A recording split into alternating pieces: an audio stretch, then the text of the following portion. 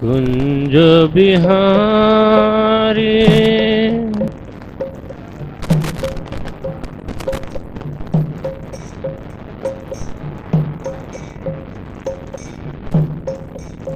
जय राधा माधव कुंज बिहारी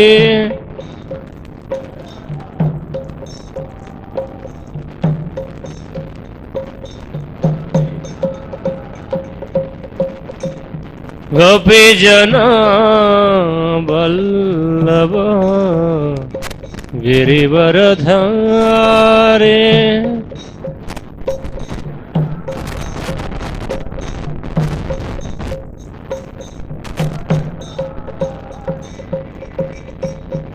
गोपी जना वल्लभ गिरिवरधारे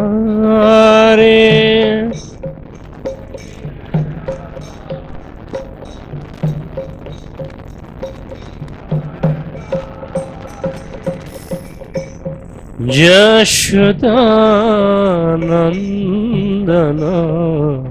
व्रज जनरंजन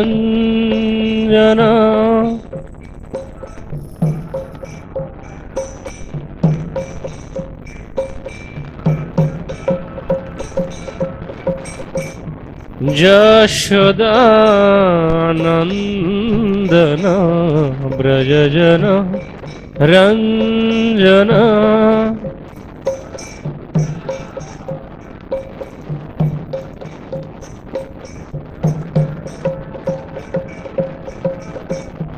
जमुना तीर बनचारे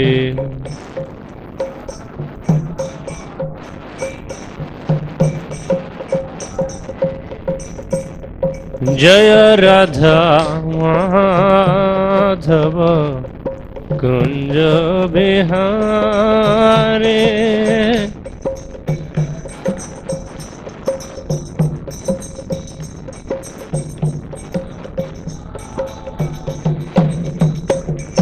जय राधा माधव कुंज बिहारी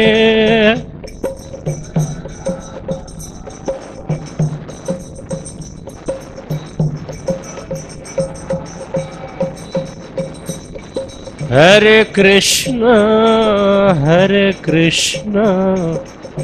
कृष्ण कृष्ण हरे हरे हरे राम राम राम हरे हरे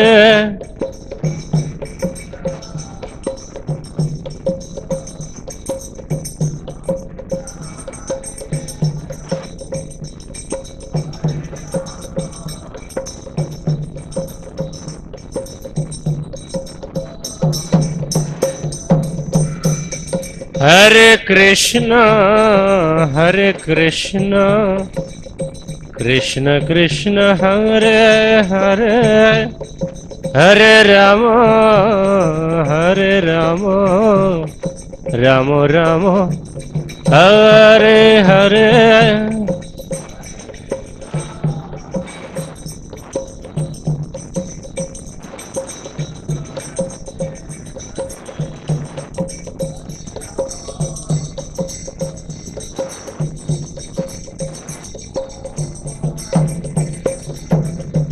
हरे कृष्ण कृष्ण कृष्ण हरे हरे हरे राम राम राम हरे हरे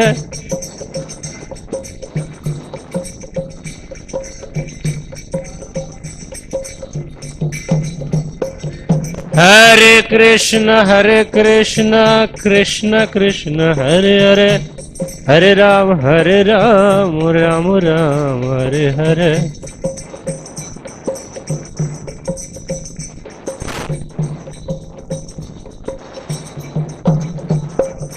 हरे कृष्ण कृष्ण कृष्ण हरे हरे हरे राम राम राम हरे हरे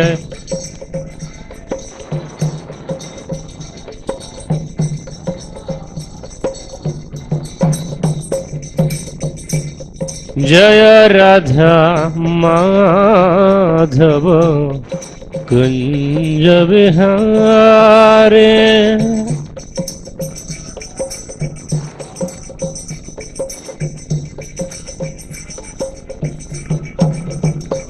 जय राधा माधव राधा माधव राधे। हिंदी कहाँ है? जय राधा मदन मोहन राधा मदन मोहन राधे। हिंदी हिंदी।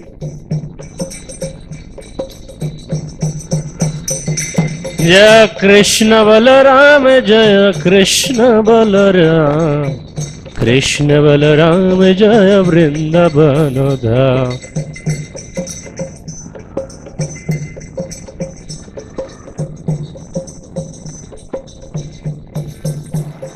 जय गौरनिताय जय गौरनिताय गौरनिताय जय नवद्वीप धाम।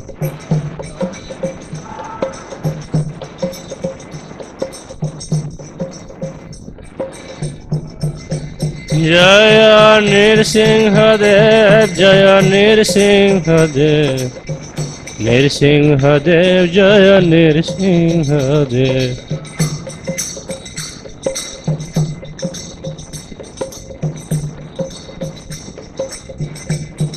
नीताय गौर हरिबल हरिबल हरिबल हरिबल।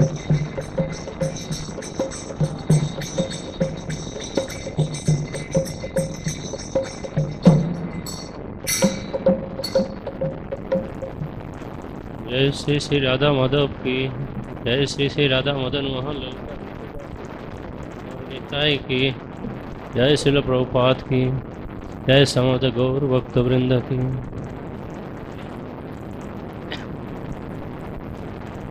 ओम नमो भगवते वासुदेवाय।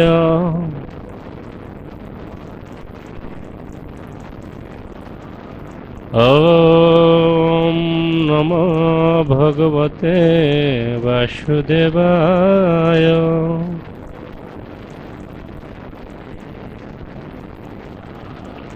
ओम नमो भगवते वासुदेवाय।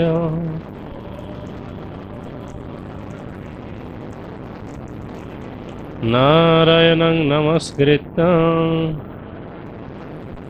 नरं चैव नरोत्तमं देवीं सरस्वतीं व्यासं ततो जयमुदीरये। नष्टप्रायेषु अभद्रेषु नित्यं भागवत सेवया। भागवतेरुत्तम श्लोके भक्तिर्भवति नैष्ठिकी। श्रीमद् भागवतम 5वां स्कंद अध्याय 6 श्लोक नंबर 5। काममन्युः मदलोभः शुकमोहभयादयः कर्मबन्ध च यत्मूलः स्वीकुर्यात् कनु तद्बुधः।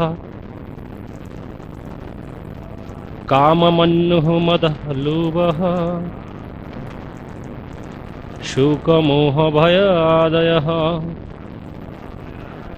कर्मबन्धः यन्मूलः स्वीकुर्यात् कनु तद्बुधः। काममन्युर्मदलोभः शोकमोहभयादयः कर्मबन्धः यन्मूलः स्वीकुर्यात् कनु तद्बुधः।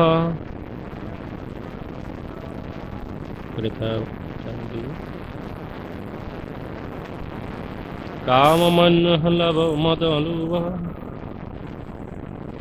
शोकमोहभयादयः कर्मबन्धश्च यन्मूलः स्वीकुर्यात् न तत्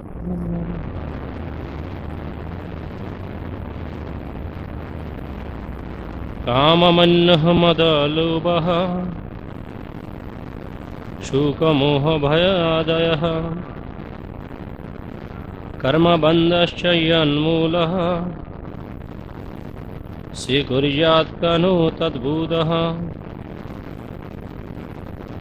काममन्नमदलोभः शोकमोहभयादयः कर्मबन्धश्च यन्मूलः स्वीकुर्यात् न तद्भूतः काममन्नमदलोभः शोकमोहः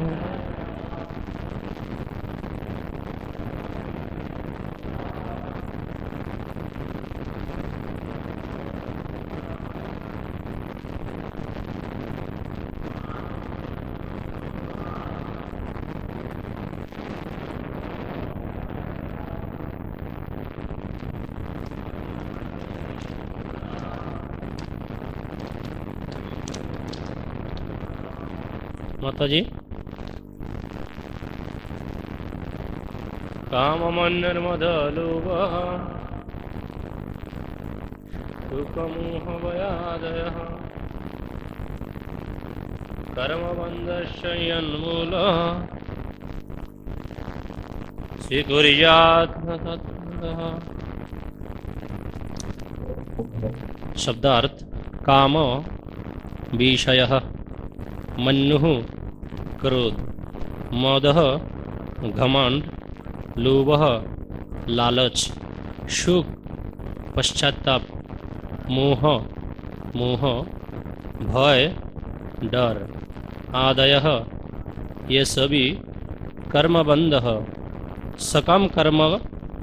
सकम कर्म के लिए बंधन स्वरूप च तथा यत मूलः जिसका कारण स्वीकुर्यात् स्वीकार करेगा कह कौन नु निस्संदेह तत् ये मन बुधः यदि बुद्धिमान है। अनुवाद काम क्रोध मद लोभ पश्चाताप मोह तथा भय का मूल कारण तो मन ही है। ये सारे मिलकर कर्मबंधन की रचना करते हैं। भला कौन बुद्धिमान मन पर विश्वास करेगा? भला कौन बुद्धिमान मन पर विश्वास कर सकेगा?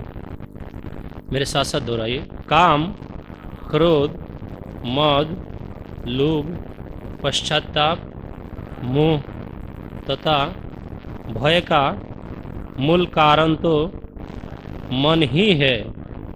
ये सारे मिलकर कर्मबंधन की रचना करते हैं।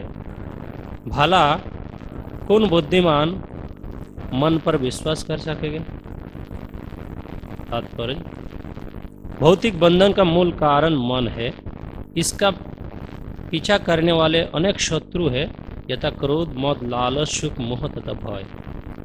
मन को वश में करने का सरल उपाय यह है कि उसे कृष्ण भावनामृत में संलग्न रखा जाए। सभी मन कृष्ण पदारो विंदय हो। क्योंकि मन का पीछा करने वाले तत्व भव बंधन लाने वाला है, तो हमें मन पर कभी भी विश्वास नहीं करना चाहिए। हम ज्ञानतिमिरन्धस्य ज्ञानाञ्जनशलाकया चक्षुर्मिलितं येन तस्मै श्रीगुरवे नमः। श्रीचैतन्यमनोभीष्टं स्थापितं येन भूतले स्वयं रूप कदा मह्यं ददाति सपदान्तिकं। वन्देऽहं श्रीगुरु श्रीयुतपदकमलं श्रीगुरून् वैष्णवांश श्रीरूपं सागरजातं सहगणरघुनाथं नितं तं सजीवं साद्वैतं सावधूतं परिजनसहितं श्रीकृष्णचैतन्यदेवं श्रीराधाकृष्णपदान् सहगणललिता श्रीविशाखान्वितांश। जय श्री कृष्ण चैतन्य प्रभु नित्यानंद, श्री अद्वैत गदाधर श्रीवासदि गौरभक्तवृंद। हरे कृष्ण कृष्ण कृष्ण हरे हरे, हरे राम राम राम हरे हरे। मुखं करोति वाचालं पंगुं लंघयति गिरिं, यत्कृपातमहं वन्दे श्रीगुरुदेवतां श्री चैतन्य शाह। हरे कृष्ण। ये पहला बार मैं हिंदी में क्लास दे रहा हूँ, ये 8 साल के अंदर। ये बहुत सुंदर श्लोक है। इसके पहले श्लोक काल रूप गौर प्रभु जी ने चर्चा किए थे, और विशेष रूप से इस श्लोक के अनुवाद और तात्पर्य केवल मन पर है, तो मेरा पूरा प्रवचन मन के ऊपर ही होगा। एक बार प्रभुपाद जी, इनके एक शिष्य, जो प्रभुपाद जी प्रवचन कर रहे थे, तो इनके एक शिष्य को पूछे थे कि कृष्ण भूली जय जी भगवांच करे, निकटस्थ माया तारे झापटिया करे। तो प्रभुपाद जी ने पूछा, अच्छा बताओ यहाँ पर निकटस्थ शब्द क्यों प्रयोग किया? कि माया तो सर्वत्र है, तो निकटस्थ शब्द प्रयोग करने का क्या अर्थ है? माया इधर है उधर है, सर्वत्र है माया।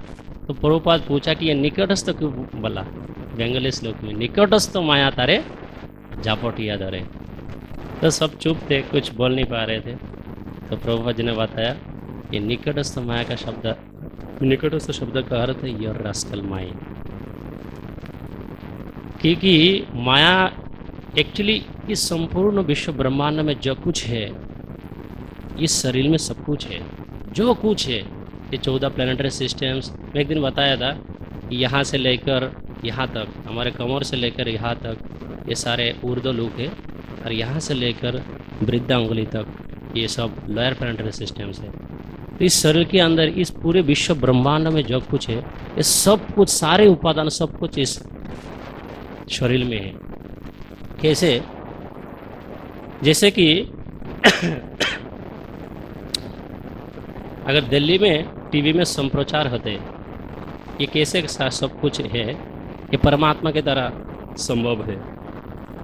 क्योंकि जितात्मन प्रशांत परमात्मा समाहित हो, शीत उष्ण सुख दुखु तथा मानव अपमान। तो जैसे कि अगर दिल्ली में जो मेन टीवी में संप्रचार होते, तो एक ही साथ वो टीवी में जो कुछ भी चलते भारतवर्ष में, पूरी भारतवर्ष में कहीं पर भी टीवी हो, गांव में, गंज में, कहीं पर भी, वो एक ही टीवी चैनल के मेन संप्रचार में जो कुछ भी चलाते हैं, और सब कुछ सारे पूरे भारतवर्ष में चलते हैं ना। वो अलग चलते हैं क्या? नहीं, वो एक ही है। इसी तरह परमात्मा कैसे पूरे विश्व ब्रह्मांड को एक साथ चला रहे। जैसे कि और एक उदाहरण दे सकते हैं, जैसा फ्लाइट से जब कोई जाते हैं एक देश से दूसरे देश में, तो एक्चुअली वो जो पूरा प्लेन है उसको एक ही माना जाते हैं। इवन ये प्लेन अगर एक जब उड़ते हैं, एक पक्षी के साथ भी थोड़ा सा टक्कर लगते हैं तो ब्रास्ट हो जाएगा। क्योंकि उस प्लेन के अंदर जितने लोग हैं वो सबको एक ही माना जाते हैं, क्योंकि वो एक वस्तु के अंदर है, एक वस्तु के अंदर है ना। इसी तरह पूरे विश्व ब्रह्मांड में जो भी सारे जीवात्मा है, जो कुछ भी चराचर जगत में, इस संपूर्ण विश्व ब्रह्मांड में केवल 3 ही चीज़ है। एक है जड़ पदार्थ, और एक चेतन आत्मा, और एक परमात्मा। और कुछ भी नहीं। आप पूरे विश्व ब्रह्मांड को रिसर्च कर लीजिए, कुछ नहीं मिलेगा। केवल एक चेतन जीव, और एक जड़ पदार्थ, और परमात्मा। इसके अलावा और कुछ नहीं है इस पूरे विश्व ब्रह्मांड में। अब रिसर्च कर सकते हैं। तो यहाँ बोलते हैं कि जितात्मन प्रशांत परमात्मा समाहित। अभी प्रश्न उठते, ये कैसे पता चलेगा कि एक व्यक्ति परमात्मा को प्राप्त कर लिया? कौन बता सकते हैं? कैसे पता चलेगा कि ये परमात्मा में समाहित हो गया?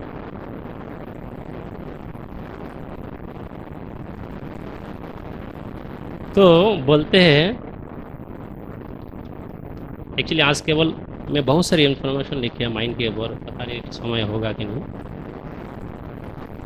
तो बोलते हैं कि भगवत गीता में बहुत सारे श्लोक है। ये एक तो 12 अध्याय के 13 नंबर श्लोक है, और 14 अध्याय के 24 नंबर श्लोक है, और 12 अध्याय के 18 नंबर है। फिर हाँ, इसमें आपको प्रमाण मिलेगा कैसे। ये 6 चीज, शीत उष्ण, सुख दुख, मान अपमान, ये 6 पूरा भगवत गीता को रिसर्च करके देख लीजिए। जो परमात्मा को समाहित हो गया, परमात्मा को प्राप्त कर लिया, वो शीत और उष्णों में, और मान और अपमान में, और सुख और दुख में, ये 6 चीज में वो निर्विकार निर्लिप्त तो रहेगा। कैसे? अभी प्रश्न उठते, शीत और उष्ण जो हम सोचते जो गर्मी और सर्दी है, गर्मी और सर्दी नहीं है। अगर गर्मी और सर्दी यहाँ पर इस तात्पर्य में समझा जाते हैं तो एक्चुअली त्वक इंद्रिय का तो और भी वस्तु है। कर्ण इंद्रिय के द्वारा हम सुनते हैं, फिर स्पर्श इंद्रिय के द्वारा, क्योंकि ये केवल त्वक का अनुभूति है। जैसा कि हम नहाते हैं ठंडी के मौसम में, तो केवल ये त्वक जो चर्म है इसमें केवल एक अनुभूति होती है और कुछ नहीं होता। तो अगर शीत और उष्ण के द्वारा गर्मी और सर्दी को समझाते, यह गलत है। यह शीत और उष्ण के द्वारा केवल अनुकूल परिस्थिति और प्रतिकूल परिस्थिति को समझाए जाते हैं। ये सर्दी है और गर्मी नहीं है। अगर सर्दी और गर्मी है तो इंद्रिय का और भी विषय है, कान के द्वारा हम सुनते तन्मात्र जैसा कि, और बहुत कुछ है। तो बोलते शीत और उष्ण में और सुख और दुख में, क्योंकि सुख में तो सब सोचते कि मैं अभी अच्छा स्थिति में हूँ वगैरह वगैरह, लेकिन दुख में समभावापन्न रहना इतने आसान नहीं है। सपोज कि चाणक्य बोलते जैसे कि जिह्वाग्रे बसति लक्ष्मी, जिह्वाग्रे मित्र बांधवा, जिह्वाग्रे बसति शत्रु, और एक लाइन क्या बोल गया। इस जिह्वा के द्वारा सपोज आपको मैं एक कटु वचन कह दूँ तो तुरंत आपका अंदर क्रोध उत्पन्न हो जाएगा, केवल एक शब्द ब्रह्म के द्वारा। तो जो एक्चुअली परमात्मा को प्राप्त कर लिया, जो मन को पूरी तरह कंट्रोल कर लिया, वो शीत और उष्ण, सुख और दुख में उसको कुछ भी कह दे। क्योंकि अवधूत हमारे जो क्या बोलते हैं ऋषभ देव के बारे में चर्चा हो रहे, पहला बहुत सारे श्लोक आया। तो सुख और दुख और शीत और उष्ण, तो सुख में भी दुख में भी इस संसार के लोगों को कैसे लगते, जैसे कि सोचिए आप लोग कभी सरोवर में हंस को भ्रमण करते हुए देखा ना। तो जो हंस होते वो ऊपर से लगते कितने शांत है, लेकिन नीचे क्या कर रहे हैं जो हंस ऐसा पेडल कंटिन्यूअसली पेडल करते रहते हैं ना, लेकिन पता चलते हैं क्या ऊपर से क्या लगते बिल्कुल कितने शांत है। मतलब जागतिक लोग को भी देखने लगते यार बिल्कुल परमात्मा को प्राप्त कर लिया, लेकिन इनके अंदर क्या चल रहा है, नीचे केवल पेडलिंग। जैसा कि हाथ होते हैं पेडलिंग करते हैं ना कंटिन्यूअसली, आपको पता ही नहीं चलेगा। ऊपर से हाथ बिल्कुल शांत है, इनके कोई लगते है कि बिल्कुल परमांश है, लेकिन नीचे से केवल कंटिन्यूअसली सदा पेडलिंग करते रहते। तो इस संसार के लोगों के चेतना भी ऐसे है। बाहर से लगेगा किसी को, मतलब ऐसा नहीं लगेगा कि यार ये चिंता में है, नहीं, बिल्कुल लगते हैं कि चिंता में नहीं है, लेकिन अंदर चिंता is continuously going on like pedalling of a duck. जैसा कि हाथ चलते हैं ऐसे। तो शीत और उष्ण, सुख और दुख और मान और अपमान अगर दूरी से हमारे सम्मान में लाग जाते, स्पेशली दूसरे से दूर के बाद मेरी बात है, तो प्रलय आ जाएगा। तो उस स्थिति में मान में जब अगर किसी का टेस्ट पहुँचते, श्री राधा मदन मोहन ललित विश्व कृष्ण बलराम गौर निताई की, निश्चिंदेव भगवान की, अगर किसी के मान में टेस्ट पहुंच जाते तो तुरंत क्रोध के उत्पत्ति हो जाते। किस लिए? क्योंकि जो व्यक्ति परमात्मा को प्राप्त कर लिया वो मन के द्वारा प्रभावित हो ही नहीं सकते। अगर मन के द्वारा प्रभावित होते इसका मतलब ये परमात्मा को प्राप्त किया ही नहीं, चाहे कोई भी हो। क्रोध के उत्पन्न कभी भी एक आत्म साक्षात्कार जो प्राप्त कर लिया उसके मन में कभी भी क्रोध के उत्पन्न हो ही नहीं सकते। तो मान में तो ठीक है, हम सुनते कान है करके, लेकिन अपमान सहन करना इतना आसान नहीं है, विशेष रूप से कटु वचन।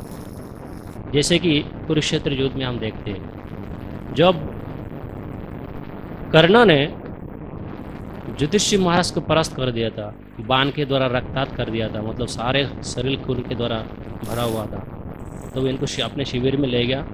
तो जब अर्जुन को पता चला वो युद्ध छोड़ कर आया था युधिष्ठिर महाराज को देखने के लिए, तो युधिष्ठिर महाराज बोला तुम अभी तक कर्ण को नहीं मारे। बोला अरे मैंने आपको देखने के लिए आया, तो कर्ण को कब मारे? तो युधिष्ठिर महाराज ने क्या कहा, उनको डांट दिया, तुम नपुंसक हो, गांडीव छोड़ दो। और अर्जुन का प्रतिज्ञा था, जो भी मेरे बाण धनुर्बाण का अपमान करेगा मैं उसको तत्क्षणात मार डालूंगा। और जैसे ही ये सुना तत्क्षणात बाण ले लेकर अभी मार डालूंगा। तब कृष्ण ने बोला अरे रुको रुको, क्या कर रहे, तुम्हारे बड़ा भाई है। बोला नहीं, मैंने प्रतिज्ञा लिए थे, अगर कहीं भी मेरे बाण को और मुझे नपुंसक कहेगा तो मैं इसको तत्क्षणात मार डालूंगा। तो फिर युधिष्ठिर महाराज अर्जुन को कृष्ण ने कहा एक काम करो, तुम अभी एक क्षत्रिय को मारने का अर्थ है इसको कटु वचन दो, जो भी इच्छा डांट दो, तुम्हारे बड़े भाई को जो भी इच्छा डांट दो। तो वो उल्टा डांट दिया, तुम नपुंसक हो, अगर मैं युद्ध में नहीं रहता तो युद्ध कौन जीतता। ऐसे जो भी मुंह में आया डांटने लगा, फिर अंत में डांटते हुए फिर रोने लगा, अरे मैंने क्यों डांट दिया इनको इतने। तो फिर कृष्ण बोला अभी एक काम करो, अभी एक्चुअली खुद के गुणगान सुनना मृत्यु के समान है, महाभारत में लिखा। खुद के बदगुण सुनना, जैसा कि खराब गुण जो होते हैं वो सुनना अच्छा है, लेकिन खुद के गुणगान सुनना ये मृत्यु के समान है, महाभारत में लिखा। कैसे? क्योंकि उससे केवल अहंकार की उत्पत्ति होते। तो फिर कृष्ण ने कहा एक काम करो, तुम अभी जाके युधिष्ठिर महाराज के सामने बताओ कि मेरे कारण ये युद्ध जीता, अगर मैं नहीं रहता तो इस महासंग्राम में, ये पूरा महाभारत में कौन ऐसे व्यक्ति थे जो युद्ध को जिता सकते थे? मैं ही अकेला व्यक्ति हूँ जिसके द्वारा युद्ध को जीत सका। तो ऐसा बहुत सारे बोस्टिंग वर्ड, मतलब गर्वान्वित शब्द कहने लगे। वैसे बोलते बोलते बोलते बोलते फिर कृष्ण ने कहा ये तुम्हारा मृत्यु के समान हो गया। तो इसीलिए बोलते जो परमात्मा को प्राप्त कर लिया, ये शीत और उष्ण, सुख और दुख, मान और अपमान, ये 6 लक्षण है जो परमात्मा का प्राप्त कर लिया। कोई भी स्थिति में इनको ये प्रभावित नहीं कर सकते, जैसा कि प्रभुपाद है और बहुत सारे महाजन। अभी प्रश्न उठते जो परमात्मा को प्राप्त कर लिया उसका लक्षण क्या है, ये तो हो गया। अभी एक बार एक अवधूत व्यक्ति थे, तो उसको भगवान कैसे रक्षा करते, जो डायरेक्ट परमात्मा के साथ कनेक्शन है। तो उनके बाह्य कोई चेतना नहीं थी। तो एक दिन चलते चलते, जैसे अवधूत जैसा ऋषभ देख के तरह, वो चलते चलते चलते चलते जो अंगिना होते, जो माताओं लोग क्या करते, कुछ सुखाने के लिए देते चाना वगैरह। तो फिर उस चाना के ऊपर से चलने लगे और कुछ बच्चा लोग पत्थर ले लिया, अरे ये पागल है, तो पत्थर ले लिया उनको मारने के लिए, पत्थर ले लिया इनको मारने के लिए।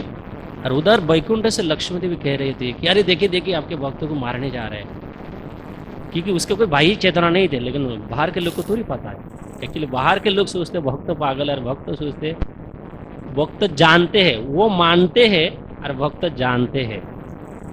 भक्त लोग जानते हैं कि ये सच में इन लोग पागल है, और उन लोग मान लेते हैं कि ये भक्त लोग पागल है। तो फिर वैकुंठ से लक्ष्मी देवी कह रहे थे कि देखिए देखिए आपके भक्तों को मारने जा रहे हैं। तो नारायण तत्क्षणात तैयार हो गया वहाँ से वहाँ प्रकट होने के लिए। तो फिर अचानक उनका बाह्यिक चेतना आया, जो अवधूत ब्राह्मण थे उनके बाह्यिक चेतना आया, तुरंत एक पात्र लिया अपने खुद को रक्षा करने के लिए। तो जैसे ही पात्र लिया तो नारायण रुक गया। लक्ष्मी देवी कह रहे हैं आप रुक क्यों गया? बोला मैं इसीलिए रुक गया कि वो आपने आपको खुद रक्षा कर रहे, तो मैं क्यों जाऊं? अगर संपूर्ण रूप से मेरे पर शरणागत थे तो मैं बिल्कुल जाता। तो फिर जैसे पात्र ले लिया तो बच्चा लोग भी रुक गया, डर के मार के, अरे तो मारेगा। और उधर नारायण भी रुक गया। तो नारायण बोल रहे मैं इसलिए नहीं गया, अगर मेरे भक्त संपूर्ण रूप से मेरे शरणागत है, चाहे सर्वत्र भ्रमण करे, जो परमात्मा का प्राप्त कर लिया, इसके सारे चाहिए सारी इच्छा की पूर्ति, जनन चिंतन तमाम जे जन पर जो पाशते तेषाम नित्य अभियुक्तानाम योगक्षेमम वहाम्यहम्। इसकी सारी इच्छा का मैं पूर्ति करता हूँ, इसके पास जो कुछ भी है उसका भी मैं संरक्षण करता हूँ, ये है इसका अर्थ। अभी क्योंकि जिसने परमात्मा को प्राप्त कर लिया वो मन को जरूर कंट्रोल करे, क्योंकि इसके अंदर एक विलक्षण आनंद की अनुभूति हो गया है। अगर विलक्षण आनंद की अनुभूति जिसके अंदर जब तक नहीं हुआ, वो बाहर से शीत उष्ण सुख दुख मान अपमान स्थिर हो ही नहीं सकता। उसके लिए एक हायर एक कनेक्शन चाहिए स्पिरिचुअल वर्ल्ड से। और वो कब होते, जब राधा रानी एक्चुअली चित्त शक्ति के एक अंश राधा रानी तब जीवात्मा के अंदर ये अंश प्रकट करते, तो माया बंधन छूट जाते धीरे धीरे, इस शारीरिक स्थिति में वो नहीं रहते, क्योंकि सारे जीवात्मा का आश्रय दाता है श्रीमती राधा रानी। तो फिर अभी माइंड के ऊपर फिलोसॉफिकली चर्चा करते। एक्चुअली मन क्या है? ये एक प्रिंसिपल मीडियम है, जैसा कि ये वाल है, तो इसके उस पार है परमात्मा और इसके इस पार है मैं। तो आत्मा, जैसे कि brain is the seat of mind, लेकिन वेस्टर्न के फिलोसोफर बोलते हैं कि एक्चुअली ब्रेन ही मन है, लेकिन वो बेवकूफ़ है। एक्चुअली ब्रेन ही मन नहीं है, brain is the seat of mind. कैसे? एक्चुअली जैसा कि इलेक्ट्रिक वायर है, तो इसके थ्रू क्या होते इंफॉर्मेशन जाते, जैसा कि ये तो साउंड वहाँ से प्रोड्यूस हो रहा है इलेक्ट्रिक वायर के थ्रू यहाँ पर आ रहा है, तो इसलिए मैं साउंड क्या कर रहा हूँ, तो इसके थ्रू सर्वत्र जा रहा है। तो इसी तरह ये माइंड एक, जैसा कि ये शरीर एक प्रोजेक्टर है, ये स्क्रीन है, और mind is the principal medium, एक माध्यम है। जैसा कि प्रोजेक्टर अगर लगाते तो इसके थ्रू इसका लाइट जाते और ये प्रोजेक्ट होते शरीर में। तो मन क्या करते, क्योंकि हमारे जितने सारे नर्व सिस्टम है, ये सारे इस शरीर के सारे नर्व सिस्टम ब्रेन के साथ कनेक्टेड है, और ये brain is a seat of mind, और जितने सारे डिजायर्स थॉट्स सब कुछ का स्टोर हाउस है, सब कुछ का स्टोर हाउस है। तो नर्व सिस्टम के थ्रू सारे नर्व सिस्टम हमारे ब्रेन के साथ कनेक्टेड है, और यहाँ पर जो कुछ भी सोचते हैं तो नर्व सिस्टम जाके सारे सेंसेस को धीरे धीरे एक्टिव करते हैं धीरे धीरे एक्टिव करते। तो मन क्या करते, कॉन्शियसनेस को प्रोजेक्ट करते शरीर में, और जैसे ही प्रोजेक्ट करते शरीर में तो धीरे धीरे सारे इंद्रिय एक्टिव होने लगते हैं, धीरे धीरे सारे इंद्रिय एक्टिव होने लगते हैं। तो अभी ये सीट ऑफ माइंड, एक्चुअली मन के स्थिति कहाँ है और मन कितने प्रकार है, मैं सब कुछ डिस्कस करेंगे, और मन कहाँ पर बैठते हैं। ये चांदोग्य उपनिषद में लिखा है, जो जागृति स्थिति में, जैसे कि हम सब लोग यहाँ पर बैठे हैं, अभी हमारे माइंड इस भ्रू जुगल के इस दोनों आंखें के बीच में भ्रू जुगल में माइंड रहते हैं। ये जागृति इन वाइकफुलनेस स्टेट में, और सपना में माइंड रहते हार्ट में। जो सपना में माइंड हमारे रहते हार्ट में, और सुषुप्ति में तीन चेतना के तीन स्तर होते, सपना, जागृति, सुषुप्ति। और सुषुप्ति में मन रहते डीप स्लीप में, सॉरी सपना में नेक में रहते। सपना में हमारे मन ये जो नेक क्या बोलते, गले में रहते, और सुषुप्ति में unconscious deep sleep. Unconscious deep sleep मतलब जिसमें भौतिक शरीर, मतलब इस पंचभूत का शरीर का और सूक्ष्म शरीर का कोई फंक्शन नहीं रहते, केवल आत्मा ही रहते, और उसमें हमारे शरीर जो मन है ये हार्ट में रहते। अभी प्रश्न उठते, जैसे कि ये शरीर पंचभूत के शरीर बांधते पंचभूत से, जैसा मिट्टी, पानी, वायु, आकाश और अग्नि, तो मौन कैसे बांधते? तो ये भी चांदोग्य उपनिषद में लिखते हैं, मौन जैसा कि हम खाना जो खाते हैं ना, उसके जो सबसे फाइनर एलिमेंट्स होते हैं, सबसे जो, जैसा कि हमारे जो किडनी है वो क्या कहते हैं, एक्सक्रीट कर देते हैं, जितने सारे मतलब फालतू चीज़ें सब लेट्रिन के साथ निकाल जाते हैं, और जो सबसे फाइनर टिश्यू है जो कुछ भी है उससे एक्चुअली माइंड बांधते हैं, उससे माइंड बांधते हैं। और इसीलिए बोलते हैं चैतन्य चरितामृत कि विषयेर अन्न खाइले मलिन है मन। अब प्रैक्टिकली वास्तव एग्जाम्पल देखिए, एक फालतू किसी आदमी के घर में आप खाइए, उस दिन ही आपका चेतना जरूर खराब हो जाएगा, क्योंकि वो मन उसी चीज़ से ही बांधते हैं। इसीलिए चैतन्य महाप्रभु बोला विषय अन्न खाइले मलिन, और इसीलिए चैतन्य महाप्रभु, इसीलिए ये एक्चुअली भक्ति रसामृत तो महाराज कहते हैं इनके एक उपलब्धि से, जब भी हम खाना खाते किसी के घर में विवाह, चाहे हमारे मंदिर में भी, कौन किस स्थिति से बनाते, किसके मन में क्या रहते, consciousness is very subtle. Even किसी के बिस्तर में भी जो सोते हैं उसके चेतना भी हमारे अंदर आ जाते। किसी के खाना खाते तो सोचना चाहिए कि ये हमसे उन्नत स्तर में है कि ना नीचे है, तो किसी का भी झूठा नहीं खाना चाहिए, उसका भी प्रभाव हमारे अंदर पड़ेगा। ये सब कुछ माइंड, वो फाइनर जो सबसे टिश्यू होते हैं उससे माइंड बांधते हैं। तो इसीलिए वो जैसे ही आप विषय के अन्न खाते वो एक्चुअली सारे कर्म वासना, मैं बताऊंगा, ये सारे कर्म वासना यहाँ जो 7 चक्र है इसमें से ये मणिपुर चक्र में ये सारे वासना को उत्पत्ति होते हैं। यहाँ पर एक्चुअली इस चक्र के अंदर सारे वासना रहते हैं। तो इसीलिए मन क्या करते, इसीलिए बोलते 3 दोष है, एक खाना दोष, संग दोष और स्थान दोष।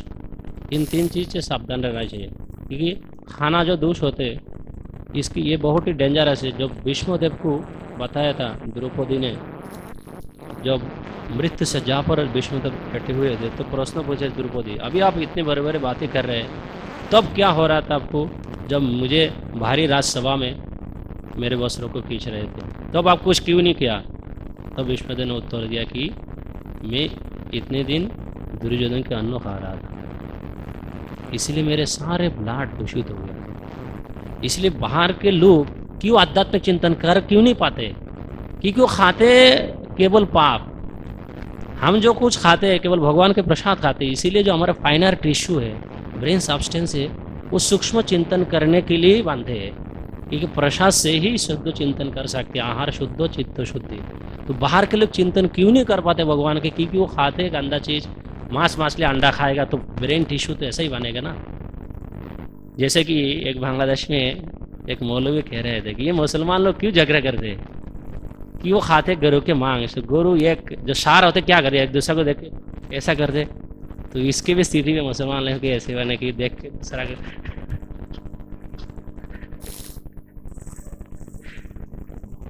तो जो कुछ भी खाते हैं ये पेट में जाते हैं, क्योंकि डायरेक्ट कनेक्शन है हमारे ये जो हमारे स्टोमक है और ब्रेन सिस्टम के साथ डायरेक्ट कनेक्शन है। और स्टोमक में अगर नहीं जाते, देखिए आप उपवास करते जब, तो ब्रेन माइंड कुछ काम नहीं कर पाते, जैसे लगता है कि मर गया माइंड, तो मरा तो नहीं है लेकिन माइंड कोई काम नहीं कर पाते, क्योंकि ब्रेन सिस्टम और नर्व सिस्टम एक कनेक्टेड है। तो इसीलिए ये बाहर के लोग इसीलिए चिंतन नहीं कर पाते क्योंकि वो अशुद्ध खाना खाते हैं, और अशुद्ध खाना से माइंड भी ऐसा ही बांधते। तो अभी प्रश्न उठते कि माइंड के उत्पत्ति कहाँ से है। अभी चलते भागवत के दृष्टिकोण से। एक्चुअली सृष्टि के पहले जो महत तत्व है, महत तत्व से अहंकार की उत्पत्ति होते हैं, और अहंकार से जो उत्पत्ति होते हैं, अहंकार 3 प्रकार है, आप लोग जानते हैं, राजसिक सात्विक अहंकार, राजसिक अहंकार और तामसिक अहंकार। और सात्विक अहंकार से बांधते हैं मन। तो मन एक्चुअली जो मन रूप वृक्ष है, वो मन रूप वृक्ष का ये है अहंकार। क्योंकि सृष्टि के पहले जब 5 प्रकार के अविद्या की उत्पत्ति किए थे, क्योंकि जैसा कि एक रथ है और घोड़ा है, तो उस दोनों को किसने कनेक्ट किया? अहंकार ने। तो सृष्टि के पहले जब 5 प्रकार के अविद्या की उत्पत्ति किए थे, उसमें से एक है मिथ्या अहंकार। तो जीवात्मा अभी भी 11 कैंटो में देखते हैं, जीवात्मा अनादि काल से मुक्त है। अभी भी हम इसी स्थिति में, इसी मुहूर्त में भी मुक्त है, हम सदा जीवात्मा मुक्त है। लेकिन ये बंधन और मुक्त ये केवल एक गलत धारणा है। अभी भी हम मुक्त है। कि ऐसा 11 कैंटो डायरेक्ट श्लोक में व्यासदेव लिखते हैं कि जब सृष्टि के पहले ये अविद्या की उत्पत्ति किए थे, तो उसके अंदर जीवात्मा के अंदर, क्योंकि शरीर अलग है, मन ये आत्मा अलग है, तो उस दोनों को किसने कनेक्ट करवाया? अभी भी अलग है। अगर हम बोलते कि आत्मा माया में गिरते, that means we are denying the very existence of the soul, क्योंकि आत्मा सच्चिद आनंदमय है। तो जब आध्यात्मिक संसार से आत्मा का पतन होते तो डायरेक्ट इस संसार में डायरेक्टली नहीं आते, वो पहला ब्रह्म ज्योति में इनके पतन होते, क्योंकि ब्रह्म भूत प्रसन्न आत्मा न शोचोति न कांक्षति सम सर्वेषु भूतेषु मद भक्ति लभते पराम। क्योंकि उस संसार में वो अपने सेवा के जो मनोभाव है उसको खो चुके हैं, और सेवा मनोभाव खो जाने से जीवात्मा अलग से भोग करना चाहते थे। तो भगवान कह रहे थे कि तुम अलग से भोग करना चाहते तो उस संसार में, उस आध्यात्मिक संसार में उस शरीर के द्वारा भोग नहीं कर सकते, क्योंकि वो संपूर्ण शुद्ध शरीर है। तो भगवान बोला तुमको एक अलग प्रकृति में, अलग संसार में भेजते। तो ये मटेरियल नेचर बनाया, ये प्रकृति बनाया जिसके अंदर इस सारे जीवात्मा को डाल दिया। और इसके साथ साथ ये क्या किया आत्मा और शरीर के अंदर, क्योंकि आत्मा अगर अलग है तो वो कैसा अहंकार विमूढ़ आत्मा करता हम इति मन, तो करता कैसे समझेंगे। तो इसीलिए इसके अंदर अहंकार डाल दिया, अहंकार और रस्सी, ऐसा घोड़ा है और रथ है, तो दोनों के अंदर किसने कनेक्ट कराया, अहंकार। तो इसीलिए इसके अंदर ये जीवात्मा और शरीर के अंदर ये अहंकार डाल दिया। और अहंकार सोचते एक्चुअली अभी प्रश्न होते हैं, हम बोलते हैं कि हम सुख उपभोग कर दे, दुख उपभोग कर दे, एक्चुअली कुछ नहीं है, क्योंकि जीवात्मा सुख दुख उपभोग कर ही नहीं सकते, क्योंकि वो चिन्मय है। तो अगर चिन्मय है, अभी प्रश्न होते थे तो शरीर भोग कर है, नहीं, शरीर भी भोग नहीं कर रहा, क्योंकि शरीर जड़ है, तो जड़ पदार्थ तो कैसे भोग कर सकते।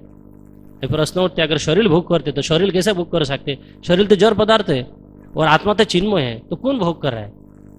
तो वो जो सृष्टि के पहले अहंकार डाल दिया जीवात्मा के अंदर, जीवात्मा इस इमेजिनिंग, वो कल्पना कर रहा है, क्योंकि मन के काम ही है संकल्प और विकल्प। तो मन कल्पना कर रहा है कि मैं भोग कर रहा हूँ, एक्चुअली वास्तव में वो आत्मा भोग कर ही नहीं रहा है, वो केवल एक सपना के संसार है।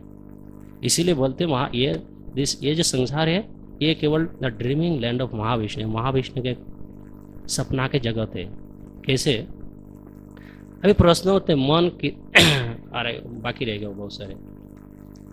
तो अभी प्रश्न होते सात्विक अहंकार से मन की उत्पत्ति होते, और तामसिक अहंकार से तन्मात्रा, और तन्मात्रा से स्थूल उपादान, जो ये संपूर्ण स्थूल विश्व है, ये जो विश्व ब्रह्मांड है, ये स्थूल पदार्थ से उत्पन्न होते। और मन ही अहंकार के एक्चुअली मन ही अहंकार है।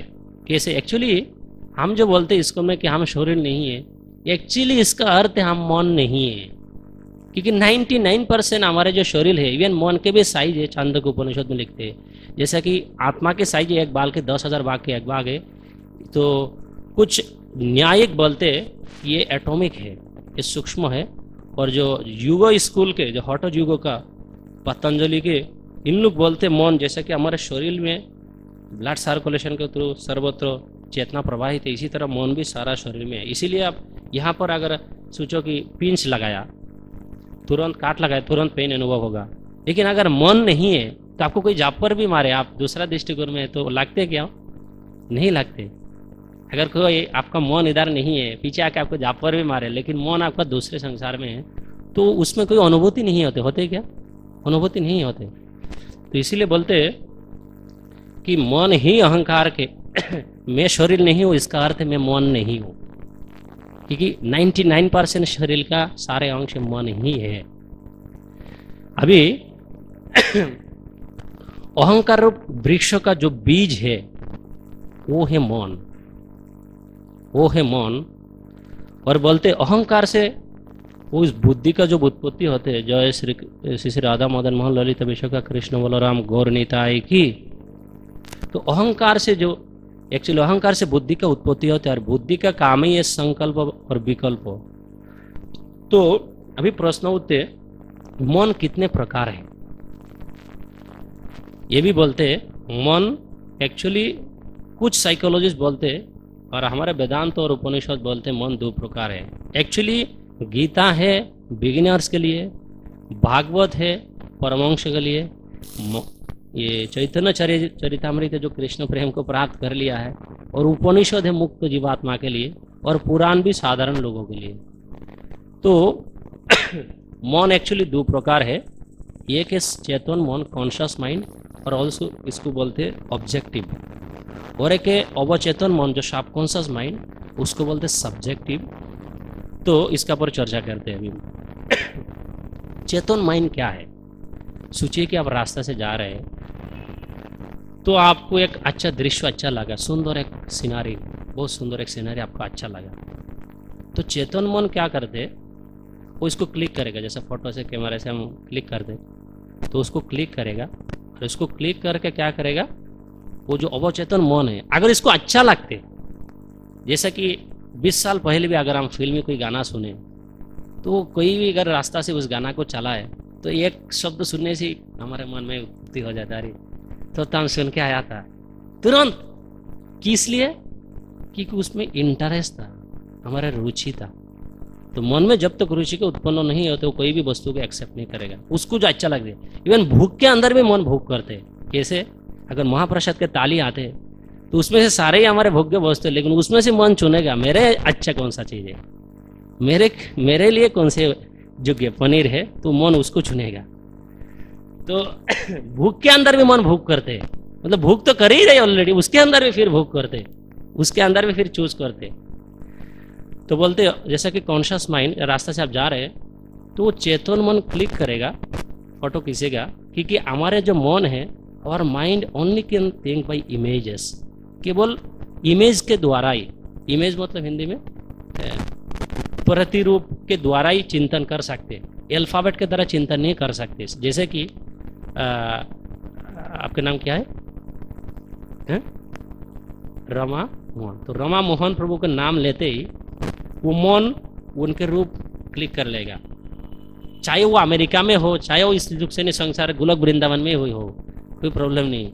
वो मन क्या करेगा, वो इसको तुरंत क्लिक कर लेगा, क्लिक करके इसका फोटो बना देगा तुरंत, जैसा कैमरा फोटो बना देते तो मन कॉन्शियस माइंड क्या करते, इसको फोटो बना, जैसा कि कृष्ण, इसीलिए बोलते हैं नाम रूप गुण लीला, पहला कृष्ण का नाम लेते, फिर इसका इमेज आते हैं, कृष्ण के इमेज आते, रूप आते, और रूप जब आ जाते किसी का तो फिर वो क्या कर रहे, सोचे कि किसी का लड़का अमेरिका पढ़ रहा है, तो बचपन में क्या किया, उसके नाम लेते, अरे मेरे पुत्र वहाँ पढ़ रहे हैं, तो उसके नाम लेते, जब नाम लेते तो उसका रूप आ जाता है, अरे मेरे पुत्र, तो फिर गुण, मेरे पुत्र क्या क्या करते थे, और लीला, फिर कैसे खेलते थे, वो सब कुछ याद आता है। तो इसी तरह भगवान के नाम लेने से वो जो रूप, चाहे भगवान इस संसार को छोड़ के चले गया, लेकिन इनके नाम तो नित्य है, आइडेंटिकल है, तो इसीलिए वो नाम लेने से रूप आ जाते हैं, रूप आने से गुण आ जाते हैं, और गुण आने से भी लीला आ जाती है। तो इसीलिए हमारा माइंड क्या करते, केवल इमेज के द्वारा ही चिंतन कर सकते, प्रतिरूप और छवि के द्वारा ही चिंतन कर सकते, कोई अक्षर के द्वारा मन चिंतन ही नहीं कर सकते। जैसा कि अभी हम बोला कि XYZ ABCD आ ई, तो मन क्या कोई रूप बना सकते क्या? आप देखिए थोड़ा डीपली चिंतन करके, मन कोई रूप बना ही नहीं सकते। तो इसीलिए कॉन्शियस माइंड क्या करते, केवल रूप के द्वारा ही चिंतन कर सकते, अगर रूप नहीं है तो इसीलिए कुछ बर्डिस्ट जो शून्यवादी बोलते हो, क्या बोलते कि सब कुछ सारे डिजायर को खत्म कर दो, बिल्कुल शून्य हो जाओ, कोई डिजायर नहीं, कोई प्रतिरूप नहीं है, कोई प्रतिच्छवि नहीं है, बिल्कुल शांत शून्य में बैठे रहो। लेकिन ये संभव है ही नहीं। इसका मतलब आत्मा डिजायरलेस बनने का अर्थ वो पत्थर बन जाएगा, तो आत्मा पत्थर हो ही नहीं सकते। क्योंकि जापान के एक साइंटिस्ट बोला कि एक आदमी के अंदर 24 घंटे के अंदर 60,000 थॉट आते, 60,000 मन की ये वृत्तियाँ होते 24 घंटा के अंदर, वो रिसर्च करके बताया। तो कैसे माइंड डिजायरलेस हो सकता, मन कैसा ये आकांक्षा रहित हो सकती, ये इम्पॉसिबल है। तो सबकॉन्शियस माइंड क्या करेगा, उसको जो कुछ अच्छा लगा अवचेतन मन, वो इसको क्लिक करके, और सबकॉन्शियस माइंड के अवचेतन मन के जो जीबी है, जैसे हमारे कंप्यूटर का 500 GB 1 GB है, उसमें millions and trillions and zillions GB है। मतलब अनादिकाल से हम जो कुछ भी करके आया वो सारे के सारे उसमें सबकॉन्शियस माइंड में है। वो कैसे है, सपोज सोचिए, अभी मैं रमा मोहन प्रभु को मेरा जिंदगी का शुरुआत से अभी तक इस उम्र तक इनको दिखाई नहीं कभी, तो अगर इनको मैं दिखाई नहीं तो इनके प्रतिच्छवि प्रतिरूप कैसे मेरे मन में आएगा, कैसे संभव है? संभव हो सकते क्या? नहीं, क्योंकि मैं इनको दिखाई नहीं। अगर मैं उज्जैन के कोई भी भक्त को घर में जब रहते दिखाई नहीं तो उनका रूप कैसे मेरे मन में आएगा? तो बोलते हैं कि एक्चुअली ये जो सारे, जैसा कि हम रात को जब सपना देखते हैं, तो रात को जब सपना देखते हैं तो मन कैसे ये सारे परम्यूटेशन एंड कॉम्बिनेशन, इतने सारे जो चिंता एकत्रित कैसे करते, हजार चिंता, अरे मैं चंद्रलोक में चला गया, अमेरिका चला गया, ये चला गया, कितने सारे हजारों हजार वृत्ति, हजार चिंता मन में कैसे आते, अगर मैं सब चीज़ को दिखा ही नहीं, अगर मैं आपको दिखा ही नहीं, तो कैसे मन में वृत्तियाँ, ये कैसे मन में ये चेतना आ सकती है, ये दृश्य कैसे आ सकते हैं? तो बोलते हैं फोर्थ कैंटो में प्रभुपाद जी की नहीं, जैसे कि आप सुना के पहाड़, कोई ना कहीं जन्म में आप सुने के पहाड़ भी देखे, ऐसा नहीं है कि आप देखे नहीं, कहीं ना कहीं जन्म में आप कुछ ना कुछ देखे। इसीलिए क्योंकि मन जब तक तो कुछ देखते नहीं, उसका प्रतिच्छवि प्रतिरूप बना ही नहीं सकते। तो इसलिए मन क्या करते, वो सारे जो हजारों हजारों जन्मों में सारे वृत्तियाँ, सबकॉन्शियस माइंड के और में डीपली चर्चा करेंगे, तो हजारों हजारों वृत्तियाँ को मन क्या करते, वो सबकॉन्शियस अवचेतन मन में रखते और एक एक करके वो क्लिक होते जाते, जैसा कि डिपार्चर होते जाते, जैसा कि ट्रेन चले जाते, इसी तरह सारे वृत्ति एक के बाद एक, एक के बाद एक, एक के बाद एक जाते हैं हमारे हृदय से। तो वो केवल परमात्मा ही रिकॉर्ड रखते। जैसे कि इस सृष्टि के पहले जब सारे जीवात्मा महाविष्णु के शरीर में समा जाते, तो क्या होते, ये सारे जीवात्मा का जितने सारे डीड, थॉट्स, एक्शन, सब कुछ एक एक करके परमात्मा याद रखते और सारे जैसे सीडी कैसेट, डीवीडी कैसेट है वो बना के रखते हैं। फिर नेक्स्ट लाइफ में क्या करते, डीवीडी कैसेट, सीडी कैसेट चलाते, ठीक है तुमने ऐसा ऐसा किया, हाँ ठीक है तुम कुत्ता बनो जाओ, ठीक है तुम बिल्ली बनो, तुम एक बनो, सब कुछ एक एक करके और क्लिक करके फोटो बना के सब कुछ सीडी के, सबके कर्मों का सीडी का कैसेट है। ऐसा कोई नहीं है एक जीवात्मा से लेकर। लेकिन एक बात है, वहाँ केवल मनुष्यों की है, क्योंकि वो जो सारे जो प्राणियाँ हैं और जो प्राणियाँ हैं इनका कर्मफल काउंट नहीं करते, क्योंकि उसका केवल इवोल्यूशन ही होते, वो नीचे के जोनी में कभी नहीं जाते। मनुष्य को छोड़कर इस संसार में कोई भी प्राणी और नीचे के स्तर में नहीं जाते। कैसे, इसके प्रमाण महाभारत में मिलते हैं। जैसे कि जब एक बार युधिष्ठिर महाराज को और कौन राजा बनेगा, दोनों का बीच में ये चल रहा था, कंटेस्ट चल रहा था। तो फिर विदुर के पास ये जो फैसला छोड़ दिया कि आप इसका सिद्धांत लो। तो विदुर ने बोला मुझे परीक्षा लेना पड़ेगा। बोला ठीक है। तो फिर 4 कैदी को, बंदियों को बुलाया, एक थे शूद्रो और एक थे वैश्य और एक थे क्षत्रिय और एक थे ब्राह्मण। तो जो ब्राह्मण थे तो जब फिर पूछा कि एक्चुअली ये चारों मिलके एक आदमी का हत्या कर दिया, एक आदमी का हत्या कर दिया, तो दुर्योधन को पूछा बताओ तुम क्या इसका सलाह दोगे और क्या फैसला दोगे। तो दुर्योधन ने बोला ये तो आसानी है, मनुष्य संहिता के अनुसार जब भी पाप करते, जब किसी की हत्या करते तो सबको हत्या कर देना चाहिए। तो बोला सबको मार देना चाहिए। तो सब लोग बोला हाँ, हाथ ताली लगाया, अच्छा विचार है। तो फिर विचार खत्म होने वाला तो विदुर बोला नहीं नहीं रुको रुको, अभी तक युधिष्ठिर महाराज ने विचार नहीं किया। तो फिर युधिष्ठिर महाराज से पूछा आप बताइए आपके क्या सिद्धांत है। तो फिर युधिष्ठिर महाराज ने बताया कि मनु संहिता के अनुसार ही, क्योंकि दुर्योधन बेवकूफ थे, वो सीधा दृष्टांत ये दे दिया। तो युधिष्ठिर महाराज बताया कि कर्म के जो फल है वो बहुत ही कम अनुसार होना चाहिए। कैसे, शूद्रों का कोई ज्ञान नहीं है, तो वो अगर किसी का हत्या कर दे तो उसका ज्ञानहीन है, अज्ञानी है, तो इसीलिए इसका केवल 4 साल। और वैश्य वो इससे थोड़ा ऊपर है, इसीलिए वो 8 साल। और क्षत्रिय जो रक्षक है वही अगर भक्षक बन जाते तो 12 साल। और ब्राह्मण, में ब्राह्मण है ही नहीं, तो मैं ब्राह्मण का विचार मैं नहीं कर सकता, जो ब्राह्मण है कृपाचार्य करेगा। तो इसी दृष्टांत से एग्जैक्टली पता नहीं चलते। लेकिन और जो दूसरा कोई प्राणियाँ है उसके केवल इवोल्यूशन ही होते, ऊपर के दुनिया में ही जाते, वो कभी नीचे का दुनिया में कभी नहीं जाते। तो हमारे जो अवचेतन मन है वो कहाँ से उत्पत्ति होते, जैसे कि ये डीप डाउन में, जैसा कि अटलांटिक ओशन में और एंटार्क्टिका महादेश में, जैसा कि जब टाइटैनिक जहाज डूब रहे थे, कैसे डूब रहे थे, वो कैप्टन को लगा कि जो आइसबर्ग है उसको लगा कि ऊपर कुछ नहीं है, तो थोड़ा सा ही दिख रहा है। तो उसको एक्चुअली जो शिप होते उसके नीचे एक ब्लेड रहते, वो काट के चले जाते सारे, क्या बोलते, तो जो बर्फ़ होते वो उसको काट के चले जाते, तो उसको पता नहीं चलते कि उसमें क्या है। तो उसको लगा कि ये काट के चले जाएंगे, लेकिन उस बेवकूफ़ को पता नहीं कि बर्फ़ 90% नीचे रहते और 10% ही केवल ऊपर रहते, 10% ही केवल ऊपर रहते। तो हमारे जो कॉन्शियस माइंड है, चेतन मन है, वो केवल 10% ही ऊपर रहते और 99% नीचे रहते। उसको पता नहीं चलते कि कब कौन सा डिजायर की उत्पत्ति होते, क्योंकि अनादिकाल से जीवात्मा भोग करते हुए आ रहे हैं। पता ही नहीं चलते कि कौन सा कब कौन सा वृत्तियाँ उत्पत्ति हो जाते, क्योंकि वो 90% नीचे रहते। और कैसा, जैसा कि एक तालाब में, तालाब के स्वच्छ जल में क्या करते, जो शरद ऋतु में अगर जैसा प्रभुपाद एग्जाम्पल देते हैं, एक छोटी सा पत्थर अगर वैसा गिरा दे, ऊपर में बिल्कुल सुंदर स्वच्छ जल है, क्रिस्टल क्लियर वाटर है, लेकिन जैसे ही आप पत्थर नीचे गिरे, ऐसे ही बाबल्स एंड फर्मेंट्स, जो बाबल होते धीरे धीरे बुद बुद बुद बुद ऐसा निकालते हुए तुरंत थोड़ी देर के अंदर सारे क्या करते, पानी को गंदा कर देते। तो कॉन्शियस माइंड को देखने लगते कभी कभी, इवन सात्विक गुण में भी हम हमारे ये भ्रम रह जाते कि हम शुद्ध हो गए। नहीं, वो थोड़ी देर बाद ही में our mind plunges into stool, थोड़ी देर बाद ही मन क्या है वो गंदगी में चले जाते, जस्ट आफ्टर फ्यू सेकेंड्स। तो सात्विक, क्योंकि मन सात्विक गुण का है, तो मन जब थोड़ी सा आध्यात्मिक उन्नति कर लेते, सात्विक गुण में पहुंच जाते, वो सोचते कि मेरा सिद्धिया हो गया, लेकिन कुछ नहीं हुआ। थोड़ी देर बाद फिर वो गंदगी में लट्टिन में चला जाएगा क्योंकि वो मन की स्थिति ऐसे, जब तक शुद्ध सत्य में नहीं पहुंचे। तो जैसे ही वो सारे जो बाबल से, वो सारे बाबल से डिजायर, वासना, और संस्कृत वासना शब्द का अर्थ है बस धातु से आया, वासना, जहाँ पर बसवास करते हैं।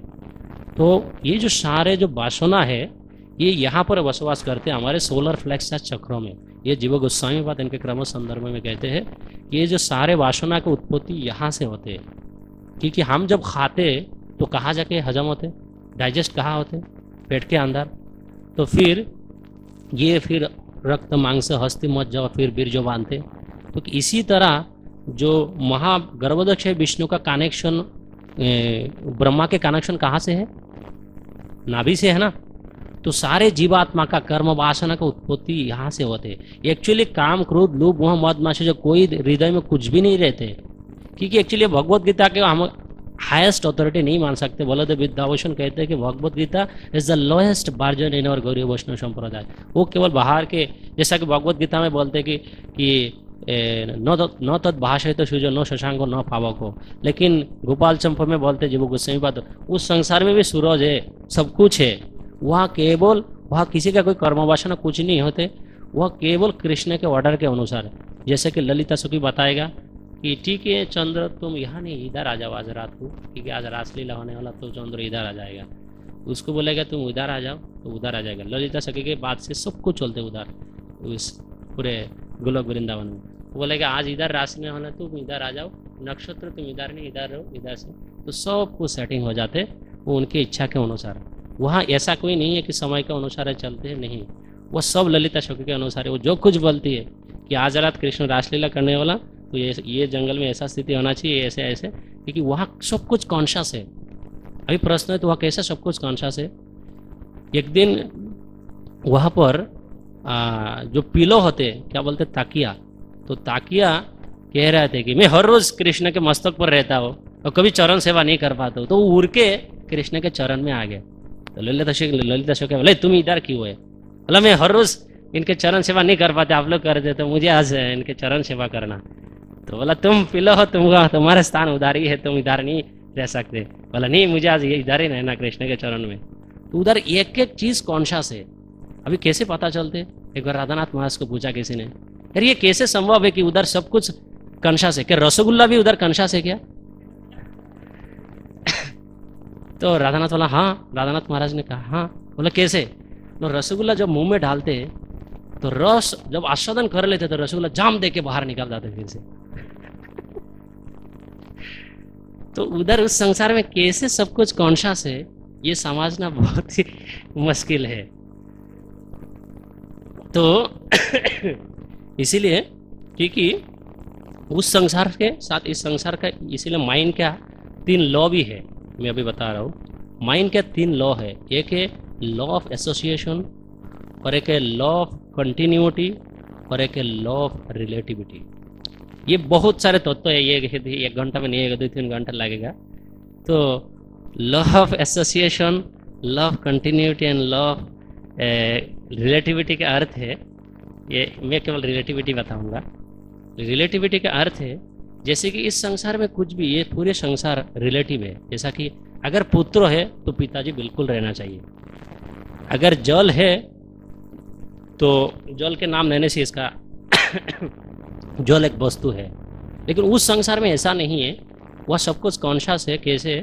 क्योंकि वहाँ पर कृष्ण और कृष्ण नाम सब कुछ एक है, इसीलिए वहाँ पर इवन रसगुल्ला बोलिए और गुलाब जामुन बोलिए, जो कुछ भी है वह सब कुछ कॉन्शियस है। वो एक दूसरा के बात सुन सकते सब कुछ। इवन ये जो वृंदावन है, इस वृंदावन में भी प्रभुपाद कहते हैं कि एक एक डास्ट कॉन्शियस है, ये एक एक धूल है वो भी कॉन्शियस है। अभी भी गुरु महाराज जी कहते हैं अभी भी सारे वृक्ष कल्प वृक्ष है, अभी भी सारे वृक्ष कल्प वृक्ष है। लेकिन हमारे जो विजन इज कवर्ड वर्ड में माया, तो हमारे जो मन क्या है, ये अज्ञान के द्वारा माया के द्वारा ढका हुआ है, इसीलिए पता नहीं चलते। तो जो लॉ ऑफ रिलेटिविटी है माइंड का, वो एक्चुअली ये संपर्कित है, ये एक दूसरे के साथ संपर्कित है। तो इस संसार में कोई भी वस्तु है, कोई नाम है तो वस्तु है, तो उधर नाम और वस्तु दोनों एक ही है। मैं इतने डीपली डिस्कस नहीं करेंगे। और अभी एक्चुअली इतना कुछ लिख के रखा, अभी को क्या बताओ।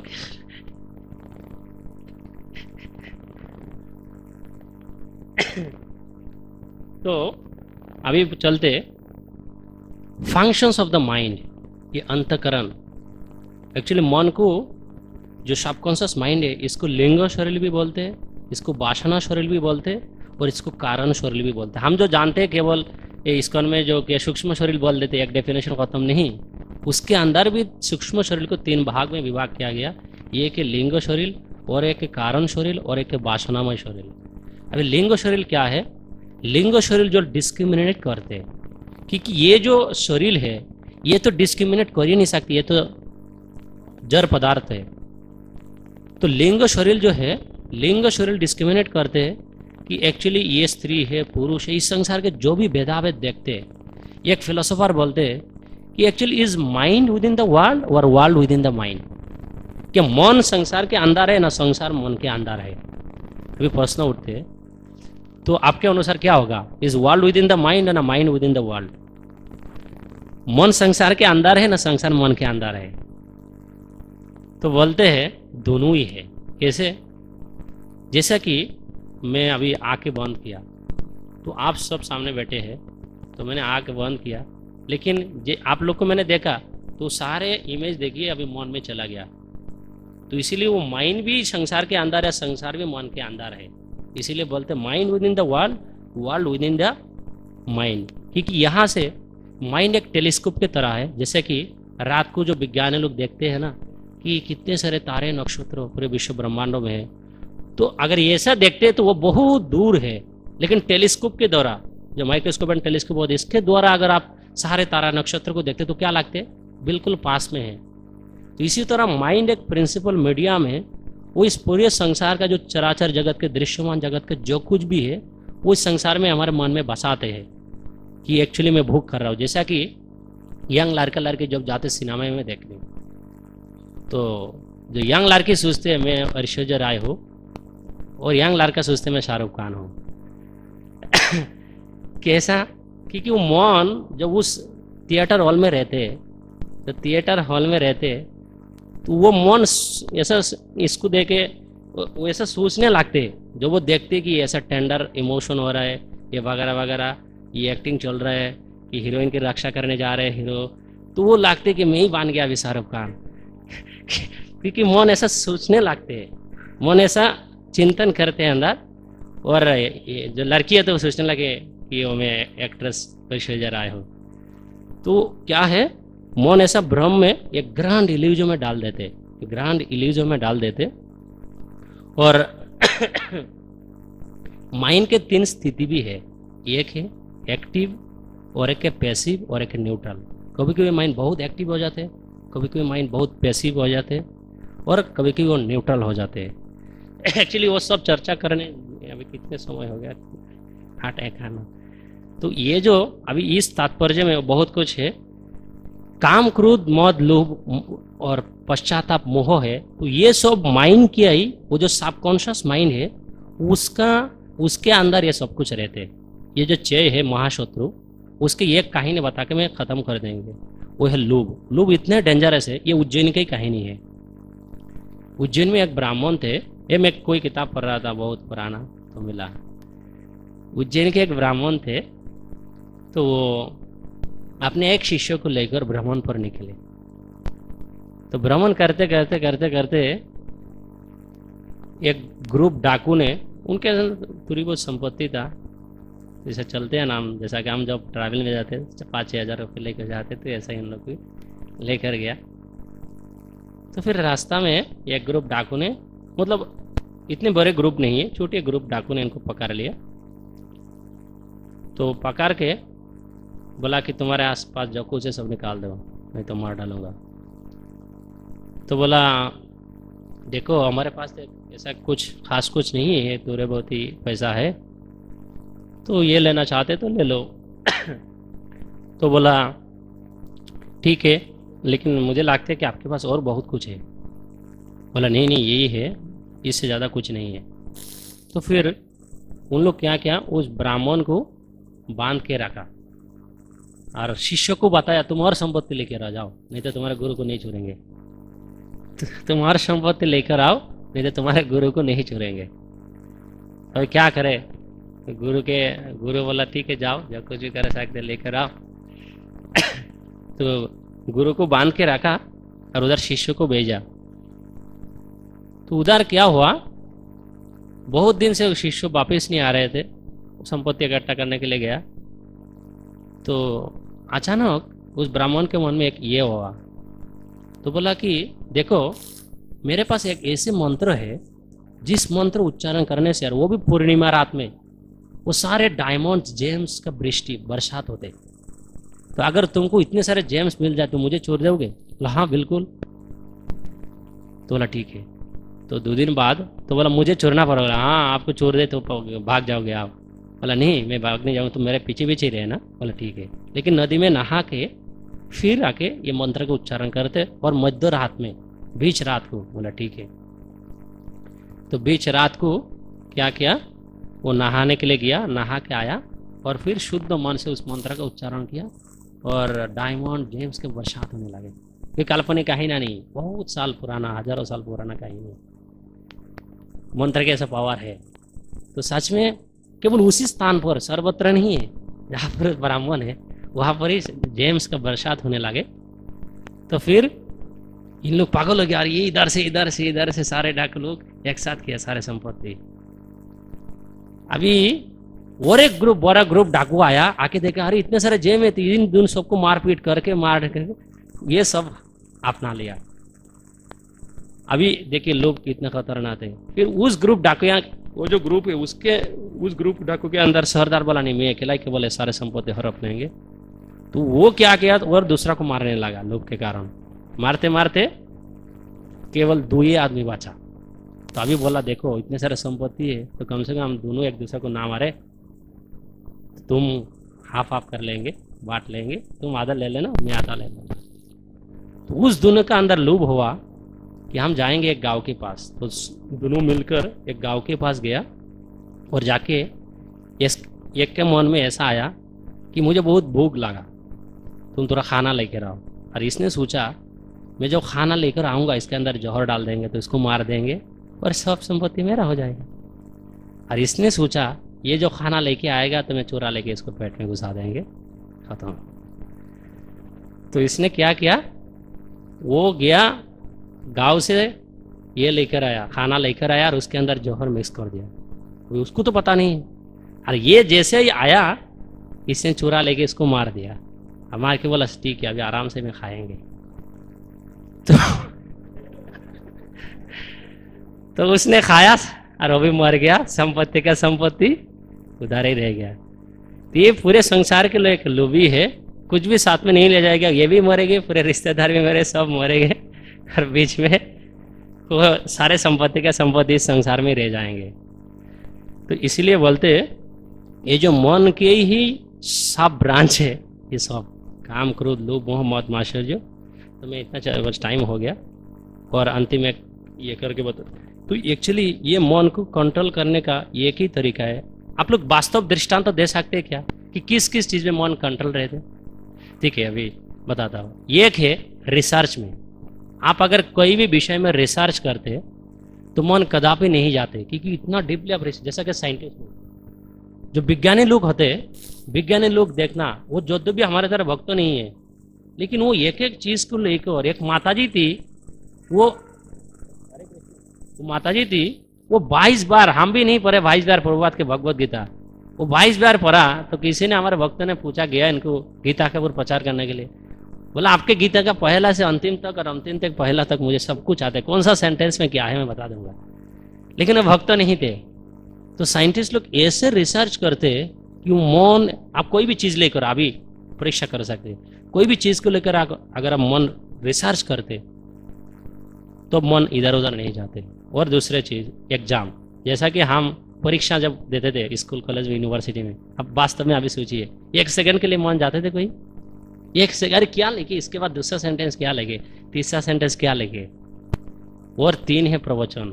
प्रवचन के समय मन कभी नहीं जाता है, क्या बताऊँ इसके बाद, वो दूसरे सेंटेंस क्या बताओ, तीसरे सेंटेंस क्या बताओ, वो मन कंटिन्यूसली सोचते रहते, 1 सेकंड के लिए भी नहीं जाते। कि इसीलिए बोलते प्रभुपाद जी लाइफ को एक एग्जाम बना लेना चाहिए। लाइफ का अगर एग्जाम बना लेते तो उसमें मन कदापि इधर उधर नहीं जाएगा।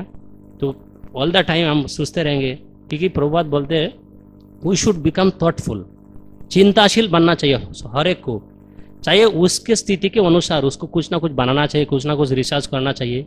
केवल कॉपी पेस्ट मारना नहीं चाहिए हम लोग को। इस्कॉन में ये चलते ज़्यादा, ये दूसरा के लिए ये बहुत सारे प्रवचनकारी है, उनसे लेके हम बोल देंगे तो नहीं, खुद प्रभुपाद भी तो थे, तो प्रभुपाद का डायरेक्ट हम बोल सकते, कॉपी पेस्ट मार सकते नहीं। प्रभुपाद बताए पहले रियलाइज करो, उपलब्धि करो कि मैं क्या बोलना चाहता हूँ, तुम उपलब्धि करो, क्योंकि ये जो शब्द ब्रह्म जा रहा है तुम एक माध्यम हो, तुम्हारे थ्रू जा रहा है, इसलिए तुम अगर शुद्ध नहीं हो तो शब्द ब्रह्म का ऊपर भी पावर नहीं रहेगी। अगर जिसके अंदर काम है तो वो प्रवचन करेंगे, उसके शब्द के द्वारा दूसरा का इफेक्ट होगा थोड़ी देर के लिए। जैसा कि मैंने एक दिन बताया था कि जो प्रवचनकारी होते वो 3 प्रकार के होते। ये जीव गोस्वामी पाद ने कहा, ये जो है ना, ये इसको बोलते नॉलेज एक्वायरिंग, ज्ञानमय स्थिति, मनोमय स्थिति और विज्ञानमय स्थिति। तो जो प्रवचनकारी यहाँ से प्रवचन करते उसका ज्ञान केवल यहाँ तक सीमित है, क्योंकि सारे जो ज्ञान इंद्रिय कहाँ पर है, यहाँ है ना। यहाँ से अगर के प्रवचन करते वो श्रोता सुनेगा, लेकिन 1-2 दिन रहेगा मस्तिष्क में, फिर आउट हो जाएगा। तो इसको बोलते ज्ञानमय स्थिति से प्रवचन करना। और एक मनोमय, ये यहाँ से अगर कोई बोलते तो वो 5-6 महीना तक रहेगा। हाँ, प्रभु जी ने ऐसा कहा था, कोई किसी ने ऐसा बोला था, लेकिन वो परमानेंटली नहीं रहेगा, 5-6 महीना बाद वो भी भूल जाएगा। लेकिन ये विज्ञानमय स्थिति, ये इस चक्र से यहाँ से अगर कोई बोलते तो ये जैसा कि बुलेट होता है राइफल का, ये राइफल का बुलेट की तरह यहाँ से फार के वहाँ से जाएगा, उस पार हो जाएगा। अगर कोई शुद्ध भक्त सेल्फ रियलाइज सोल से सुनते, जैसा कि सुनिए गुरु महाराज इतने कोई प्रभुपाद इतने कोई मतलब इन्फॉर्मेटिव लेक्चर नहीं देते, लेकिन फिर भी सब लोग, जैसे गुरु महाराज आया, सब उज्जैन के जितने सारे जहाँ पर भी सब चले आते। किस लिए? वो पावर है शुद्ध भक्त के, क्योंकि वो कैरी करते हृदय में भगवान को। इसलिए गोविंद वैष्णव हृदय सदा गोविंद विश्राम। इसीलिए प्रभुपाद जी जो अमेरिका गया, उनको पूछा कि आप वृंदावन छोड़कर क्यों आया? प्रभुपाद जी ने बताया कि अन्य हृदय मन मूर मन वृंदावन मने बने एक करे माने, कि मैं जहाँ पर ही हो वही वृंदावन है, क्योंकि I am carrying Lord in my heart. तो रिसर्च में, फिर एग्जाम में, फिर प्रवचन में, और एक ये कर सकते, उसमें नहीं रहते 100%। आप मन में अगर, हाँ अभी मन शुद्ध है कि नहीं, इसका क्या प्रैक्टिकल एग्जाम्पल है, शास्त्रीय एग्जाम्पल छोड़िए। 2 चीज में, एक है अगर मन को चेक करना चाहते, एक है चांटिंग में, जॉब में। वो फ्लाइट रॉकेट शुरू हो जाते चिंता के, जैसे ही हरे कृष्ण शुरू होते ऐसे ही रॉकेट शुरू हो जाते, कहाँ से कहाँ ले जाते। ये किस लिए? क्योंकि एक आवरणात्मिक माया है और एक प्रक्षेपात्मिक माया, वो कहाँ फेंक देते मन को। तो इसीलिए अगर माइंड को चेक करना चाहते कि माइंड कंट्रोल है कि नहीं, एक ही चीज़ में मेजर कर सकते, वो है जॉब। और दो चीज शुद्ध, मन शुद्ध है कि ना, वो है ड्रीम। ड्रीम में अगर किसी का मन कृष्ण चिंतन करते, वो है सच्चा भक्त, वो है रियलिटी। क्योंकि गोपियाँ, ये गुरुमा जी प्रवचन में कह रहे थे कि गोपियों का मन इतने शुद्ध है कि हम हाँ कितने हजारों जन्म लग जाएगा, कि वो क्या करती है, जब कृष्ण 100 साल के जब सेपरेशन विरह के अनुभव के लिए कृष्ण जब चोर के चले गए थे, तो गोपियां लोग दिन में सोचती थी कि एक्चुअली कृष्ण वास्तव में, क्योंकि ब्रजनंदन कृष्ण को भी चोर के नहीं जाते वृंदावन, तो ब्रजनंदन कृष्ण वास्तव में आते थे, लेकिन वो सोचते ये सपना है, और रात को जब सपना में आते वो सोचते वो वास्तव है। तो ये है एक्चुअली शुद्ध स्थिति का अनुभूति है, वो है तो पता चलते कि मन शुद्ध है कि नहीं, सपना में और जॉब में। ये वास्तव उदाहरण है, आप खुद चेक करके देख सकते हैं माइंड को। हरे कृष्ण। यह ग्रंथ श्रीमद् भागवतम की